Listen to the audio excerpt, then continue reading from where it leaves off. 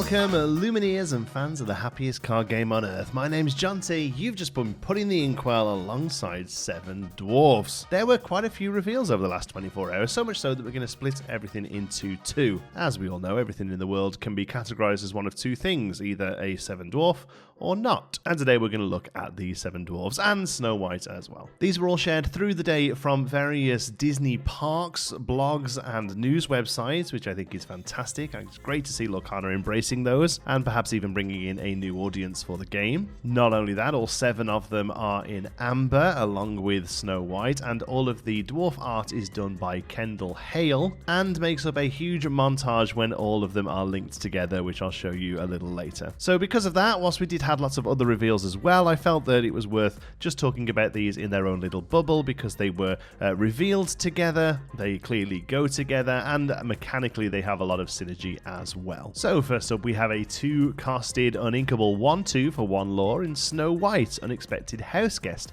a storyborn hero princess in amber with the ability How Do You Do? You pay 1 less ink to play 7 dwarfs characters. This is uncommon, by Samantha Erdini. And stat-wise, this isn't particularly impressive. It is clearly there to get your 7 Dwarf engine operational. 1 less ink for characters is a real good deal. Obviously, it has to be the 7 Dwarfs characters, but some of them are pretty good, and, you know, you're going to want to play them all together alongside Snow White to really see the benefit from her. The princess classification is always worth pointing out, but honestly, you know, Snow White is going in a 7 Dwarfs deck and most likely not much else. The first of those is Bashful, a 4-costed inkable 2/5 for 3 lore, storyborn ally 7 Dwarfs, with oh gosh, this character can't quest unless you have another 7 Dwarfs character in play. Uncommon card with art by Kendall Hale, I'm going to be saying that a lot. And again, in a 7 Dwarfs deck, this is pretty good actually. A 2/5 3 lore quester for 4 is a great set of stats. It's going to be difficult to really talk about all of these cards individually because they clearly all want to work together. There are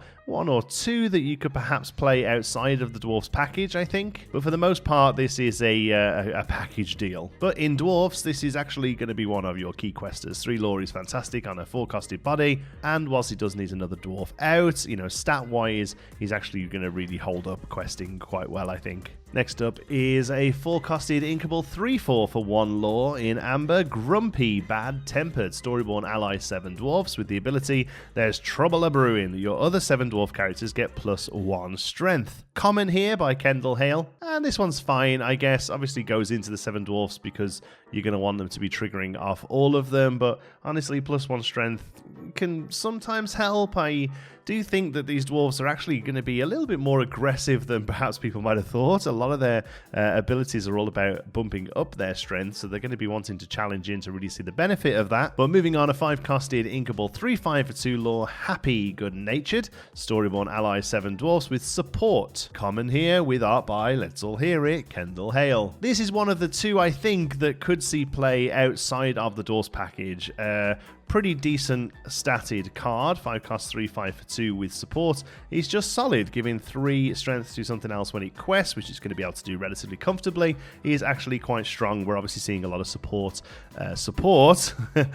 from Amber in this set as well. It's kind of crazy to look at this card compared to Maximus. Very similar stats. It has 1 less on the strength, but 1 more on the lore. Maximus has Bodyguard, but to shift from a common right up to a super rare for that is actually pretty crazy. So yeah, I actually think Happy is a pretty solid card, if only used as a budget option perhaps, but I actually think it's pretty good. Next up, a 2-costed inkable 2/3 for 2 lore, Sleepy Nodding Off, storyborn ally 7 dwarfs with the ability Yawn. This character enters play exerted. Common card with art by Kendall Hale. And this isn't terrible for a 2-drop, honestly. This might see play somewhere. I feel like he's only really going to help out dwarves. But hey, 2/3 for 2 lore, 2 exerted. This could see play in like an Amber Ruby deck that's got some readying shenanigans going on. But I don't know whether this is going to be really the target for something like Fan the Flames when you've also got things like Christopher Robin, Heroic Outlaw, and Moanas and whatever else have you. Next up, a 2-costed inkable 1/4 for 1 lore, Sneezy, very allergic, Storyborn ally 7 dwarfs. Achoo! Whenever you play this character or another 7 dwarfs character, you may give another chosen character -1 strength this turn. Common art with art by Kendall Hale.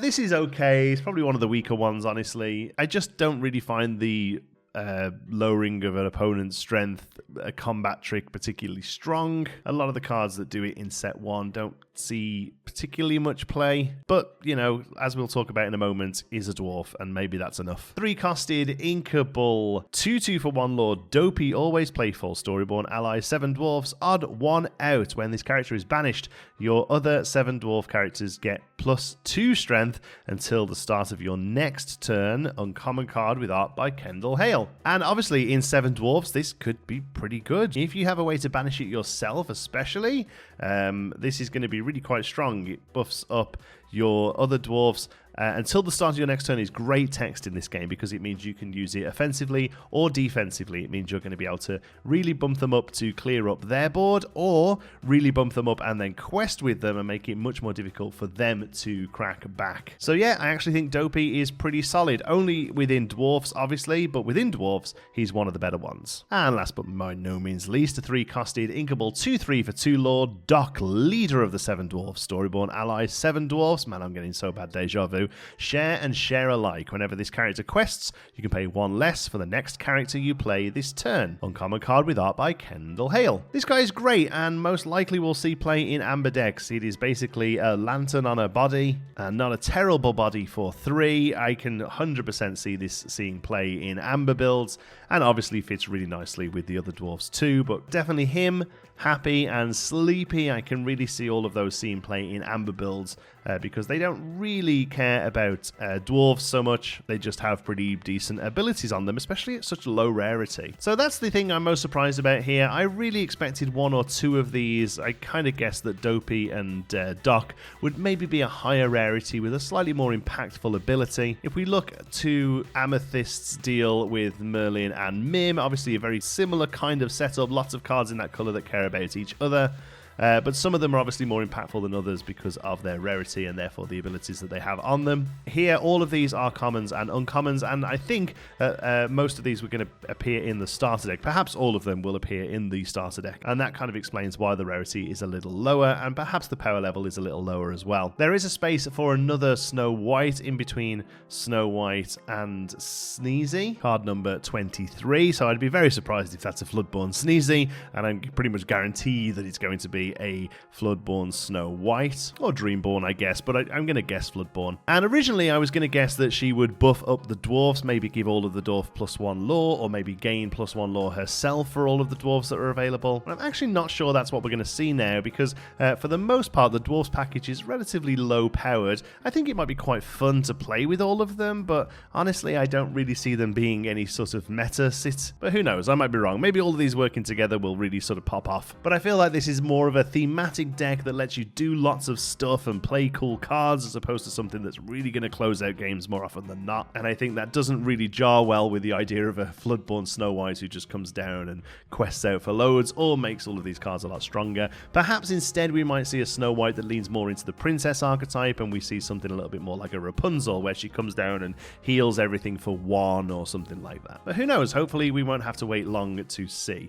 I absolutely adore these cards. I can see myself playing 1 or 2 of them, but just the way they were revealed, the way they sit together, the way the art all matches, and the way that they are so thematically built. Bashful only quests if somebody else is there that he can hide behind. Sleepy comes into play exerted because he's already lying down. Grumpy makes all of them a little bit more angry, and when Dopey dies, they all go on a blood rage to avenge his death. It's all incredibly thematic, and I am totally here for it. Do I want to see this in every colour in every set? No, not at all. But I am more than happy for them to lean into the theme and produce a set of cards that fit so well together like this, because I have had a smile on my face all day long as these were being revealed, and I've absolutely loved putting them all together into this little sort of badly photoshopped montage that shows how all the backgrounds fit. Excellent work from Kendall Hale, some of the best I've seen in the game so far. I'm just a huge fan of them. So there we go, another video later today showing the other cards that were revealed over the day, because there's some really spicy stuff in there that I really felt like these little guys deserved their own shout out. Thanks so much for watching. If you're new here, don't forget to subscribe so you don't miss any more from us. Remember to like and do all that YouTube goodness. Until the next one, love you all to bits. Be good.